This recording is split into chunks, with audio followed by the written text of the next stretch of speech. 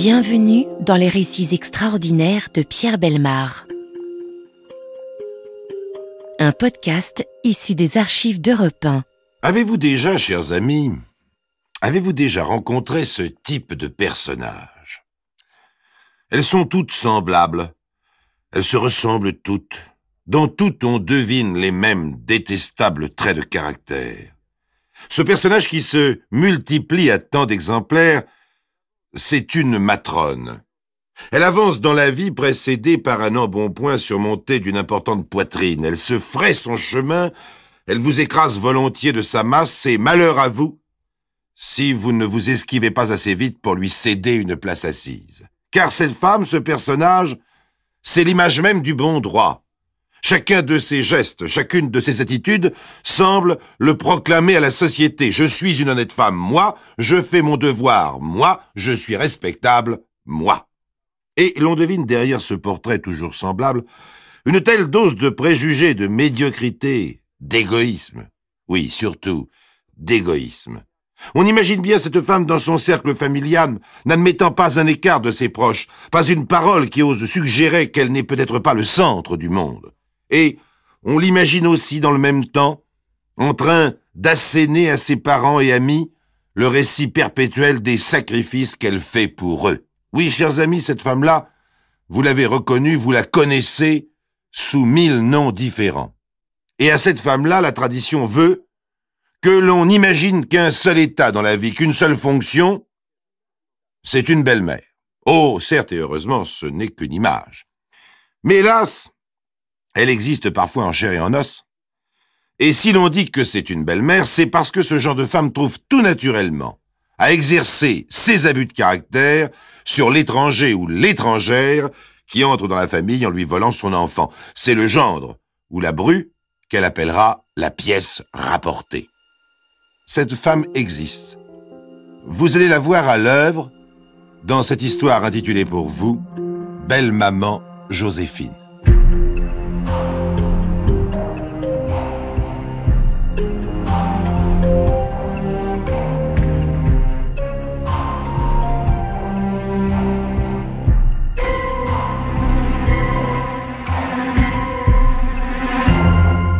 Monsieur Hartmann ouvre ses volets. Il est 8 heures du matin. Nous sommes le 28 juillet 1936, dans la rue Paul-Doumer.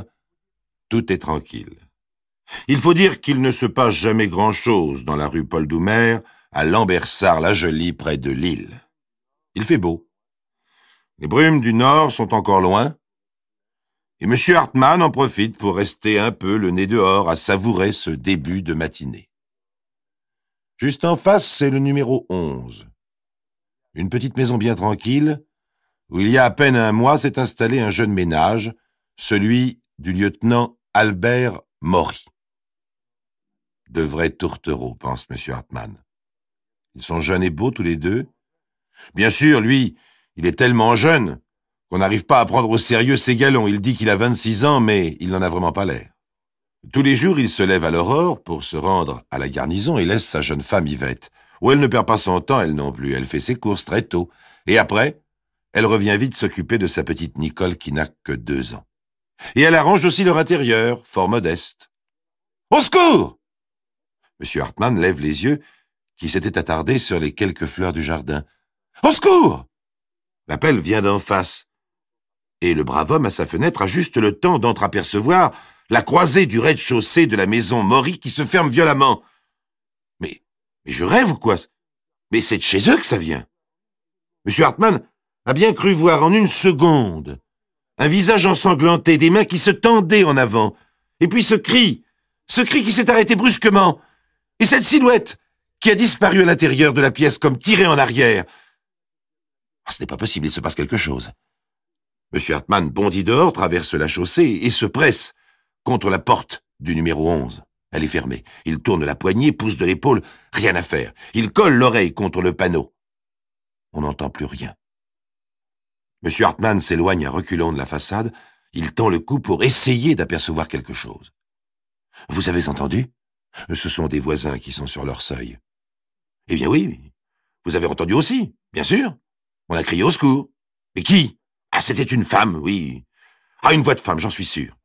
Effectivement, dit M. Hartmann. J'ai bien cru voir un visage de femme ensanglanté.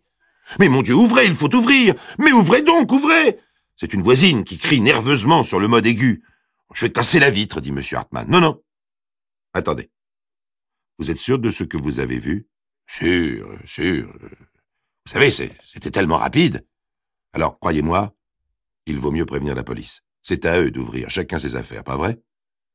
Justement, au coin de la rue habite l'agent de police Dufour. Il arrive en courant et fend le petit groupe déjà réuni devant la maison. Pas d'affolement, je vais voir. J'ai apporté mes passes. Monsieur Dufour, homme prévoyant, exhibe un trousseau de clés. Il arrive très vite à faire jouer la serrure et il entre, suivi d'un voisin. Oh, c'est affreux. Quelle horreur. En entendant ces mots, les autres témoins entrent doucement et découvrent à leur tour ce saisissant spectacle.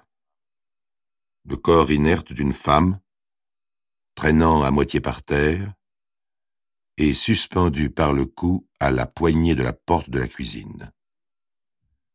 Sur le visage bleu coulent de minces filets de sang qui s'écrasent en gouttes sur le carrelage. Elle vit! Oui, regardez, elle vit encore! En effet, tandis que quelqu'un soutient le corps, l'agent Dufour détache la mince cordelière, la desserre péniblement d'entre les plis de la chair tuméfiée et constate qu'un sifflet rauque s'échappe encore de cette gorge. Vite, sur le divan! On la porte. Le policier tente aussitôt par quelques mouvements de provoquer une respiration nette. Mais soudain, au bout de quelques secondes, la tête roule mollement contre la poitrine de l'agent Dufour. Il passe doucement la main dans la chevelure blonde, allonge lentement le corps et murmure « Elle est morte. » Oui, Yvette Maury, 23 ans, est morte. Sa gorge broyée vient de laisser passer son dernier soupir. L'agent Dufour et les témoins se redressent. Ils reculent d'un pas. Des visages anxieux ou terrorisés se pressent contre les carreaux. Un attroupement silencieux s'est fait devant la maison Maury. Tout à l'heure encore, image d'un jeune bonheur et maintenant, le siège d'un drame affreux. Quel désespoir soudain a bien pu saisir cette femme pour l'inciter à commettre ce geste fatal. Et pourquoi de cette manière? Pourquoi se pendre à une poignée de porte, alors que l'instinct de conservation devait presque obligatoirement la faire reprendre pied au dernier instant? Elle pouvait se faire mal, très mal même, mais mourir? Sûrement pas. Et cette blessure qu'elle porte à la tête, cette blessure d'où le sang a ruisselé sur son visage, comment a-t-elle pu se blesser ainsi? C'est alors qu'une femme pointe son doigt vers le corps, souffle « Mon Dieu !» et s'affaisse mollement, évanouie. Quelqu'un la retient, les regards se tournent vers le cadavre d'Yvette Maury et les larmes viennent dans tous les yeux. « Oh mon Dieu !» reprend un voisin qui ne se retient pas de pleurer. Car chacun peut voir sur ce corps inanimé, sous les plis du vêtement, à l'endroit du ventre, quelques mouvements en vague. Oui, dans ce jeune corps que vient de saisir la mort, il y a encore pour un moment un peu de vie. Yvette Maury allait être maman une seconde fois. Et l'on est là, sans rien pouvoir faire pour cette seconde existence à peine perceptible, et qui lutte, et qui s'éteint. Plusieurs personnes se signent, et le petit groupe n'est pas revenu de sa stupeur, que des plaintes comme des gémissements ou des jappements se font entendre. Il y a quelqu'un d'autre dans cette maison. Oui, cela vient de par là. Qu'est-ce qu'il y a par là? La cave, je crois. Il y a quelqu'un dans la cave. Ne bougez pas. J'y vais, fait le garde Dufour. Qui est là? Laissez-moi! Hurle une voix apeurée. Laissez-moi! Ne me touchez pas, ne me frappez pas! Le garde saisit la clenche et pousse, mais cela résiste. Ouvrez! Ordonne Dufour. Non! Non, je n'ai rien fait! Continue la voix. Le représentant de l'ordre recule d'un mètre et d'un vigoureux coup d'épaule fait sauter le mince verrou qui retient le panneau. Celui-ci s'ouvre en claquant et l'on aperçoit une masse recroquevillée dans l'ombre des premières marches. Une autre victime, pense l'agent Dufour. La masse recroquevillée dans l'ombre commence à se préciser. C'est une femme, Une grosse femme avec un visage large et bouffi, une poitrine imposante. De ses mains grassouillettes, elle protège son sac qu'elle serre contre elle, en continuant à pleurnicher. « Mais venez, madame, dit Dufour en se penchant vers elle. « Non, non, laissez-moi, je suis innocente. » Avec un glapissement, la forme noire recroquevillée a lancé sa grosse patte en avant vers le visage de l'agent. Il esquive de justesse et, commençant vaguement à comprendre, il empoigne sans ménagement le vêtement noir comme il le peut. Il tire à lui. Mais il faut qu'un voisin vienne l'aider pour extirper de son recoin la monumentale bonne femme qui se laisse aller en arrière de tout son poids et s'accroche aux marches en émettant des sons qui font penser à un porc promis au couteau de l'égorgeur. La grosse femme tirait et poussait, finit par atterrir à plat ventre dans l'entrée. Elle se redresse sur les genoux en attirant contre elle son cabas. « Mais qui êtes-vous, madame ?»« Je suis Joséphine Maury, la mère du lieutenant Maury. » Et puis, se relevant, elle aperçoit par la porte ouverte le cadavre sur le divan. Elle relève le nez et ajoute méprisante « La belle-mère de cette femme !» Puis, d'un mouvement d'épaule, elle écarte un bras qui la soutenait, repousse deux personnes et va s'asseoir sur une chaise, tête droite, et les mains protégeant toujours son sac. Pendant que les témoins essaient de revenir de leurs surprises successives, l'agent Dufour envoie quelqu'un prévenir ses supérieurs, lui-même restant sur place pour veiller à ce que l'on ne dérange rien. Mais le silence n'a pas le temps de se faire qu'un autre événement poignant se produit. Au coin d'une porte apparaît une petite silhouette en pyjama, un minuscule bout de fillette encore toute chiffonnée de sommeil, qui frotte ses yeux du revers du poignet. C'est la petite Nicole, 22 mois, la fille de la victime qui dormait profondément dans sa chambre fermée. Mais qui sont tous ces gens ? Qu'est-ce qu'ils font dans sa maison de si bon matin ? « Maman !» appelle la petite. Une voisine se précipite, interpose sa large robe entre la pièce au divan et la gamine. « Viens, ma chérie, je vais t'habiller et te faire un bon chocolat. »« Chocolat ?» gazouille en écho la petite voix ravie, puis Nicole avise une lourde silhouette qui trône sur une chaise, sac sur les genoux, protégée par les mains grassouillettes. « Bonjour, madame. » Les témoins s'entre-regardent. Voilà que la gosse appelle madame sa propre grand-mère. C'est alors que celle-ci détourne un instant la tête et prononce d'une voix haineuse « Ah, celle-là, je l'avais oubliée. » 1 heure a passé. Et dans la maison du drame, les voisins, fermement refoulés, ont laissé la place aux policiers et aux magistrats. On procède immédiatement à un premier interrogatoire de la matrone Joséphine Maury.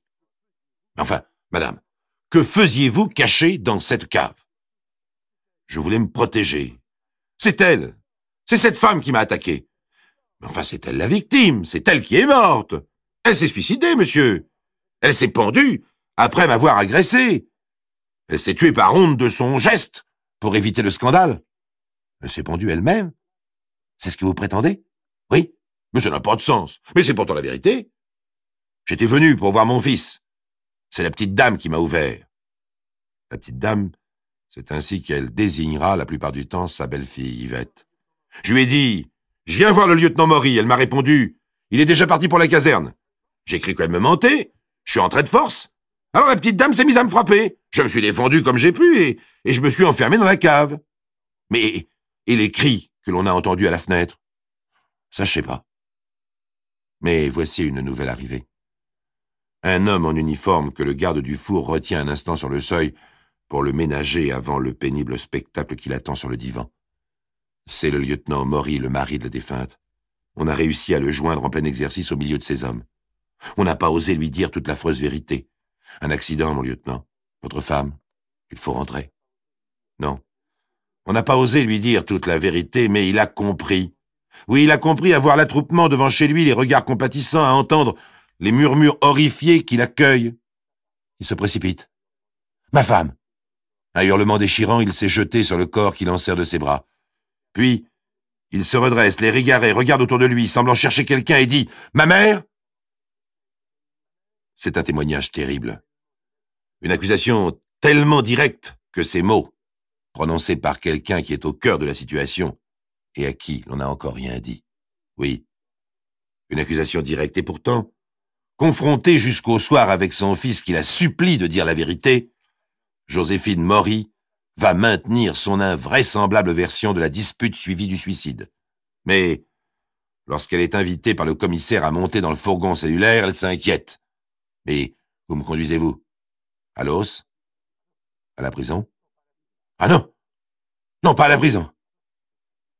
Si je parle, me laissera-t-on rentrer chez moi? » Nous verrons.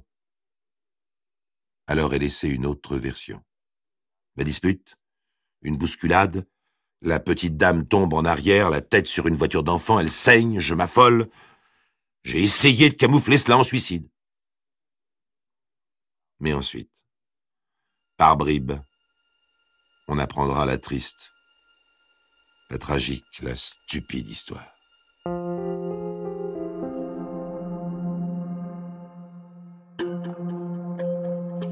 Les récits extraordinaires de Pierre Bellemare, un podcast Europe 1. Près de Douai, à Saint-le-Noble, les Mory tiennent un salon de coiffure sur la Grand Place. Joséphine mène son faible mari et son fils à la baguette. Elle est une femme honorable, Joséphine. Elle a une position dans la vie, et elle le fait sentir. De son fils Albert, elle fera quelqu'un. Je ne le donnerai qu'à une fille richement dotée, proclame Joséphine derrière sa caisse, menton en avant. C'est un peu vite dit, car le jeune homme va travailler à Rouen, où il rencontre Yvette Godefroy. Yvette n'a pas de dot. Yvette n'a rien que ses 20 ans, sa blondeur adorable et son amour pour Albert, et puis aussi bientôt autre chose. Un lien bien plus précis entre eux. Je dois épouser Yvette, mère. Nous nous aimons, et elle attend un enfant de moi. Jamais. Tu m'entends? Jamais tu n'épouseras cette fille de rien. Elle n'a qu'à se débrouiller avec son enfant.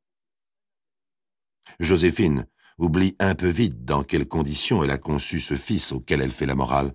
Elle oublie, comme elle a eu de la chance de rencontrer le coiffeur Jules Mory qui a accepté de reconnaître cet enfant qui n'était pas de lui. Elle oublie, mais elle est une femme irréprochable, Joséphine. Albert pourrait se marier sans son consentement. Bon fils, il préfère attendre un changement chez sa terrible maman. Mais celle-ci ne connaît pas Yvette et refuse de la connaître. Pour autant, elle ne va pas tarder à commencer les persécutions contre le jeune couple. Elle va faire appel pour cela à un autre brillant exemplaire de l'humanité, le détective Achille Vallée. Cet individu rougeau, éternellement satisfait de sa personne, pratique deux fronts, deux métiers, le maquignonnage et la police privée. Contre une somme qu'il estime raisonnable, il va soi-disant prendre des renseignements sur Yvette, pour quelques racontars de café, dont le détective ne nomme même pas les auteurs. La jeune femme devient bientôt une ancienne fille de mauvaise vie. Joséphine est satisfaite, elle envoie le rapport à son fils, suivi d'ailleurs de quelques lettres aux termes orduriers et de visites tonitruantes à la famille d'Yvette. Albert prend alors la décision de quitter Rouen, sa situation, et d'aller s'installer à Lambersart-la-Jolie avec sa compagne et la petite Nicole qui est née entre-temps. De plus, Yvette va être à nouveau maman et Albert décide de l'épouser. Voici donc monsieur et madame Mory dans leur maison. Albert a passé brillamment un concours dans l'armée. Il est lieutenant. Et c'est là que sa mère le retrouve et ose aller demander à ses chefs d'exiger de lui qu'il se sépare de cette femme. « Ce ne peut être qu'une espionne !» glapit Joséphine, au nez du colonel. Son intervention grotesque n'ayant aucune suite, elle passe alors à l'action. Le 7 juillet au matin, Yvette ouvre la porte. En face d'elle se tient une femme qu'elle ne connaît pas. Une femme qui lève la main et la frappe au visage avec un objet lourd. Yvette crie et son mari surgit à temps pour retenir le bras de Joséphine qui s'abattait à nouveau, armé d'un lourd bouchon de radiateur d'automobile. Albert Mory étouffe le scandale, renvoie sa mère à son salon de coiffure, mais le 28 juillet, revoici belle maman Joséphine à Lambersart-la-Jolie. Elle rôde très tôt, le matin, rue Paul Doumer. La porte du numéro 11 s'ouvre une première fois. Le lieutenant va prendre son service. Sur le seuil, il se penche vers l'intérieur. Le voilà qui embrasse cette femme, songe aigrement Joséphine. Un peu avant 8 heures, une autre silhouette sort rapidement. C'est la petite dame qui va faire ses courses. Alors Joséphine propulse avec agilité ses rondeurs vers la porte de derrière qui reste toujours ouverte. Yvette revient bientôt, les bras chargés de provisions. Au coin du couloir, voici Joséphine qui surgit. Elle tient la manivelle du store à la main. La manivelle s'abat une fois, 2 fois sur la tête, sur le visage. La jeune femme se précipite à la fenêtre, au secours! Le visage ensanglanté disparaît aussitôt de la croisée. Joséphine tire sa victime en arrière par les cheveux. Elle frappe encore, s'acharne sur la figure. La jeune femme est par terre. Joséphine l'écrase de sa masse et l'étrangle de ses grosses mains. Cela dure 3, 4 minutes. Elle est morte, songe la matrone. Alors elle avise un ruban noir sur une chaise. Atroce détail, c'est de la ganse pour pantalon d'officier, de la ganse pour le pantalon de son fils, le mari de la jeune femme étendue par terre. Belle-maman Joséphine saisit la ganse, la noue, et s'en sert pour pendre dérisoirement Yvette à la poignée de la porte de la cuisine. Un bruit. Des voix. Les voisins sont à la porte d'entrée. Belle-maman Joséphine, comme un gros animal tremblant, va se terrer sur les premières marches, où on la retrouvera serrant son sac contre sa poitrine. Voilà.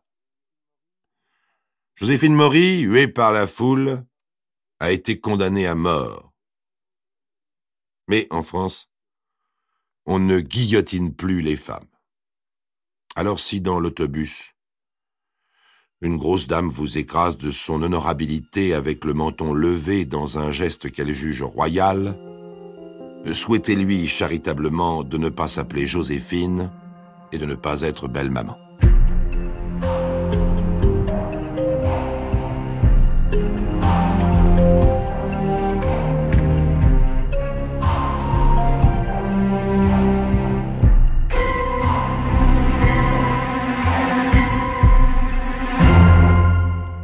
Vous venez d'écouter Les récits extraordinaires de Pierre Bellemare, un podcast issu des archives d'Europe 1.